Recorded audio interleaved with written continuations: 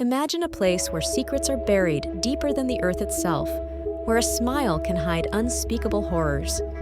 Tonight, we delve into a chilling mystery from the quiet town of Greenford, a story that will make you question everything you think you know about your neighbors. This isn't just a tale, it's a stark reminder that evil often wears the most unassuming disguise. Greenford was the epitome of small-town charm, a place where everyone knew your name and front doors were rarely locked. At its heart stood an old three-story building, a local landmark owned by Mrs. Ellen Carter, a retired teacher with a reputation for kindness and meticulous order. She rented rooms to students and travelers, her ledger always clean, her trust easily given. This sense of security, however, was a fragile illusion. It was about to be shattered by the arrival of a man who would leave an indelible stain on Greenford's history. The town's innocence was on the brink of a terrifying transformation, proving that even the most peaceful settings can harbor the darkest secrets. The shift began subtly when Room 3B was rented to a man no one truly met. He arrived under the cloak of night, a shadow slipping into the quiet building. He paid 3 months' rent in crisp cash, a significant sum that raised no immediate alarms for Mrs. Carter. On the tenant form, he wrote only one name, Mr. Gray. This anonymity, initially dismissed as eccentricity, would soon become a chilling hallmark of his presence. His arrival marked the beginning of an unsettling chapter, a prelude to the terror that would soon unfold within those walls. Mr. Gray was an enigma, a phantom among the living. He never engaged with the other tenants, his presence a silent, unsettling void. The shared kitchen, a hub of communal life, remained untouched by him, further isolating his existence. His routine was as peculiar as his demeanor. He left at odd hours, mostly after midnight, always cloaked in the same nondescript black coat. Mrs. Carter, ever the optimist, initially rationalized his behavior, attributing it to social awkwardness.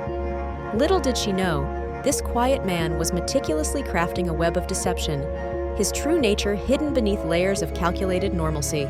Soon, the unsettling atmosphere began to permeate the building. Tenants started complaining of strange, dragging sounds echoing through the hallway, even when no one was visibly present. These phantom noises created a palpable sense of unease, a creeping dread that settled over the residents. One young woman reported hearing chilling whispers through the vents, a man's voice repeating a single sinister sentence, "You shouldn't have opened the door." This cryptic message, delivered from an unseen source, amplified the fear, transforming the once cozy building into a place of growing terror. Weeks bled into a month, and Mr. Gray remained a ghost. No deliveries arrived for him, no friends ever visited, and conspicuously, no trash ever appeared outside his door. His existence seemed to defy the very laws of human habitation, fueling Mrs. Carter's burgeoning suspicion. Her initial dismissals gave way to a gnawing unease. This wasn't just social awkwardness, it was something far more sinister. The lack of any discernible trace, any human interaction, painted a portrait of a man deliberately erasing his footprint, a predator meticulously covering his tracks. Then, one morning, an unbearable stench began to drift from the third floor, a smell that spoke of decay and death. Mrs. Carter, her heart pounding with dread, knocked on Mr. Gray's door. There was no answer, only an ominous silence that amplified the foul odor. Overwhelmed by a terrifying premonition, she made the desperate call to the police. The quiet town of Greenford was about to have its idyllic facade violently ripped away, revealing the horror festering beneath. The arrival of law enforcement signaled the end of innocence and the beginning of a nightmare. When officers finally broke down the door, they were met with a scene that defied all expectations.